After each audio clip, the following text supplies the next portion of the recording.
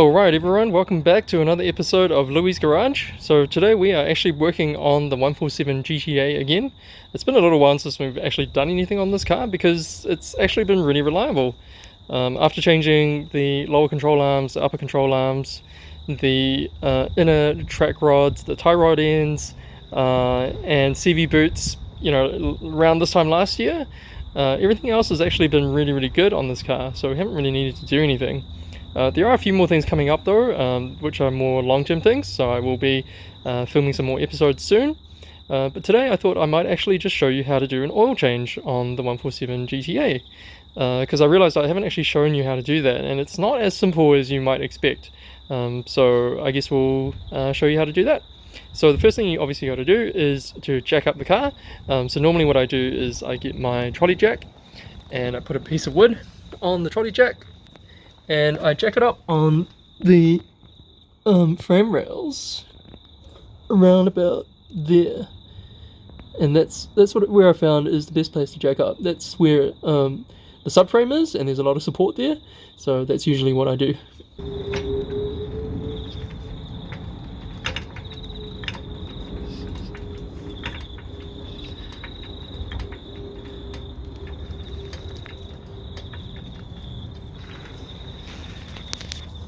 So there you go, you can see where I've jacked it up. And then the jack stand points just over here as well, which I'll show you later on when I get the jack stands on. Now I'm going to show you where the axle stands or the jack stands should go. So here we're at the front of the car, this is the front wheel, and just behind the front wheel they've actually put in a support for the jack stand.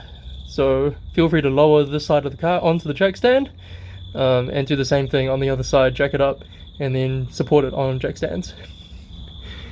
Now I can't stress how important it is to make sure you're safe when you are lifting up a car. This is basically 1 ton of metal, and you do not want that falling on you when you're under the car. So make sure you're safe, get some really good jack stands, good quality ones, don't get the ratchet ones, because sometimes they just suddenly collapse. So make sure you get really good quality locking jack stands. Right, so what are you going to need to do this oil change? Well, you're going to need an oil pan like this. You're going to need a funnel to pour the new oil in. You're going to need a new oil filter.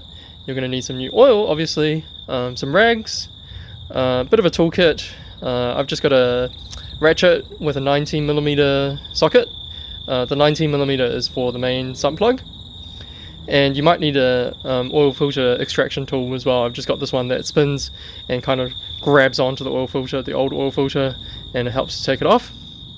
And that's pretty much all you need. I think we also need some 10mm sockets as well, because we're going to have to remove a little bracket, which I'll show you later on.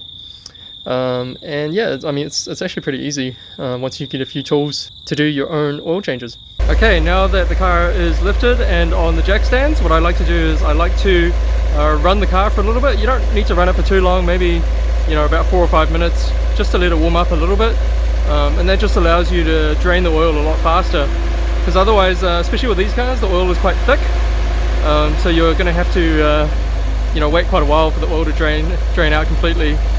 So that just helps out with the draining process. Now, while you're waiting, you can admire the beautiful Busso engine. Look at that. So yeah, look at your Busso engine for about 4 or 5 minutes, and then after that you'll be able to drain your oil. Alright everyone, so here is the sump plug, and we're just going to take our 19mm socket and ratchet, make sure it's on loosen, and then as you can see it fits nice and snug on there. So I'm just going to loosen that up and then take the sump plug out and drain the oil. So as you're spinning the sump plug out by hand, one little trick is to actually put pressure on it like this while you're spinning it, and that just means that you're not going to lose it and it's not going to fall into your oil pan. So put some pressure on it, and then you'll feel it come loose just as it's about to come out, and that way you can pull it out by hand.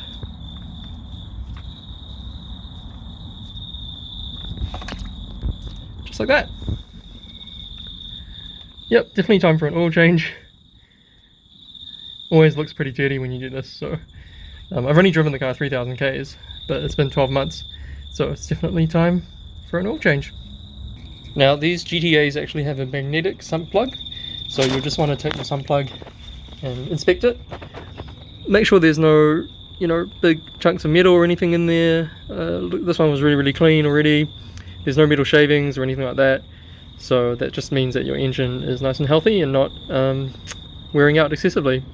Alright, once the dripping has pretty much stopped from the oil sump, then it's time to put the oil plug back in and get rid of this old oil, and then we'll tackle the oil filter. Right, so here we are under the car, and we're right at the back of the engine. So that's the front of the car, and this is towards the back of the engine, just behind the oil sump. And as you can see, there's our oil filter. Now these Bussos, amazing as they are, were not really designed as front wheel drive cars. So that is why the oil filter is all the way over there. And because our lovely GTAs have a whole bunch of oil coolers and a whole bunch of other things that normal Bussos don't have, it means that there's a lot of stuff that's kind of in the way when you want to get the oil filter out. So this is actually the most challenging part of doing an oil change on a GTA. So what do we have to do? Well, the easy answer is we have to loosen up these bolts that hold on this little bracket, and that will allow us to move a few things out of the way, and then it's a lot easier to get to the oil filter.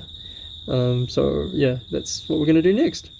So as you can see, there's usually just enough room to get this oil filter extraction tool onto the oil filter, and then you just got to turn it, loosen up the oil filter, and then get the drain pan back in, and let the oil filter drain out as well. And there we go. Usually this is going to be a bit messy, especially in such a tight space, but just yeah, try and spin it off, drain it out. Oh, there we go, there's the oil.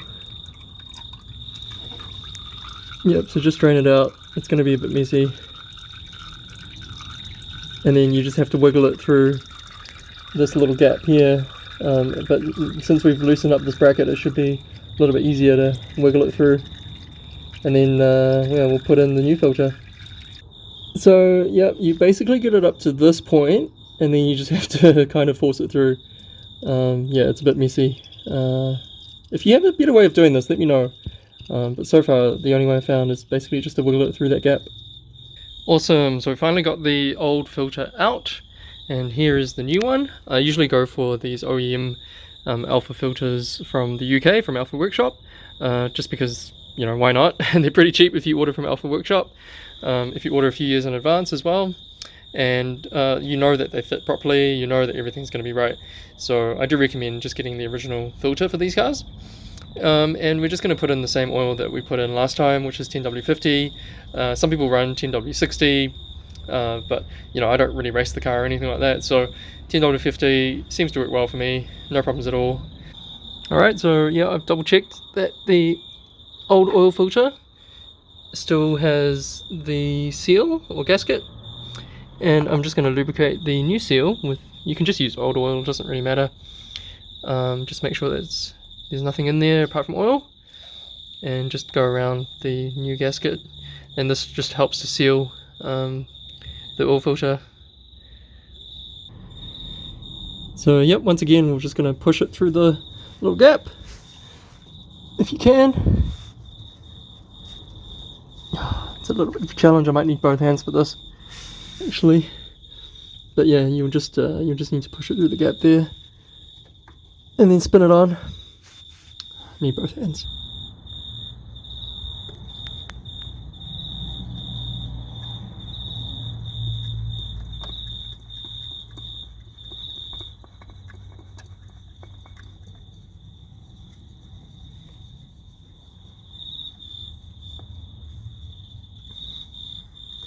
Just do it up hand tight, and that should be enough.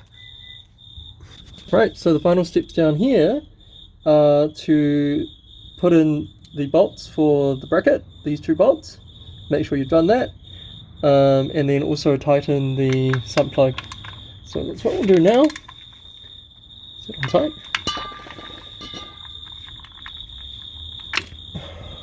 Oh, that's on loosen. Cool, so that's what we'll do now.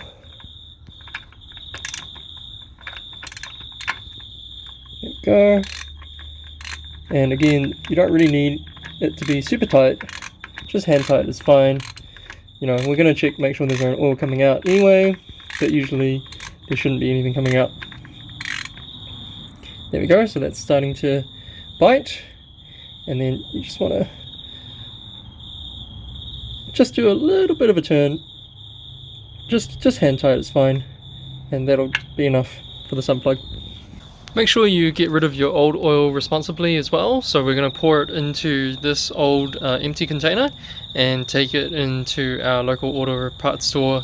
They have different ways of recycling the oil, so make sure that you don't just throw it away in the bin, that you do take it into the recycling center or to your local auto store. So one trick is to pour with the bottle being flat, so that you have a bit of an air pocket so that no bubbles will come up and ruin your pour. And I'm just going to pour about 4.5 litres in there, and then we're going to drop the car and check the oil level, start the car, and then check the oil level again. Make sure it's all up to the right level. Alright, so we've put in about 4.5 litres, and as you can see the oil is just touching that bottom mark there. But we're going to drop the car and run it a little bit, because oil will start circulating through the oil filter and through other parts of the engine. So definitely start the car and check your oil level before you're finished. Like I said, start the car and then check the oil level again after the car's been run for a little while. Probably just a minute or two will be enough. And there you have it. There's how you do an oil change on a 147 GTA. Alright, see you guys later, and I will catch you on the next episode.